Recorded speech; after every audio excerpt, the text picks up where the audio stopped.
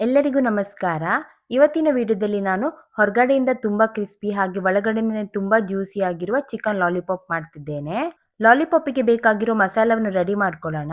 ಇವಾಗ ಒಂದು ಪಾತ್ರೆಗೆ ಸ್ವಲ್ಪ ಮೈದಾ, ಕಾರ್ನ್‌ಫ್ಲವರ್, ಉಪ್ಪು, ಕೆಂಪು ಮೆಣಸಿನ ಪುಡಿ, ಶುಂಠಿ ಬೆಳ್ಳುಳ್ಳಿ ಪೇಸ್ಟ್, ಸೋಯಾ ಸಾಸ್ ಹಾಗೆ ಮೊಟ್ಟೆಯ ಬಿಳಿ ಭಾಗವನ್ನು ಹಾಕಿ ಚೆನ್ನಾಗಿ ಮಿಕ್ಸ್ ಮಾಡ್ಕೊಳ್ತೇನೆ.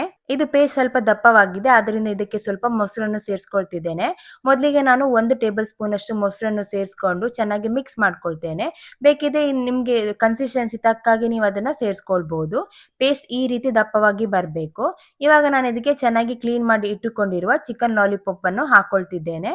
ಇದನ್ನು ಚೆನ್ನಾಗಿ ಕೋಟ್ ಮಾಡ್ಕೊಳ್ತೇನೆ.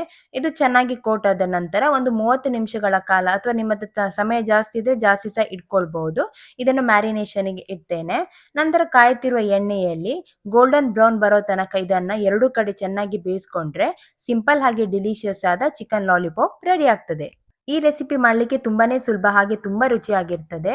ಇದು ಹೊರಗಡೆಯಿಂದ ತುಂಬಾನೇ ಕ್ರಿಸ್ಪಿ ಹಾಗೆ ಒಳಗಡೆಯಿಂದ ತುಂಬಾನೇ ಜ್ಯೂಸಿ ಆಗಿರ್ತದೆ. ಇದನ್ನ ನೀವು ಟೊಮೆಟೊ ಕೆಚಪ್, ಶೇಜ್ವಾನ್ ಸಾಸ್ ಅಥವಾ ಗ್ರೀನ್ ಚಟ್ನಿ ಜೊತೆ ತಿನ್ಲಿಕ್ಕೆ ಒಂದು ಒಳ್ಳೆ ಕಾಂಬಿನೇಷನ್ ಅಂತಾನೆ ಹೇಳ್ಬಹುದು.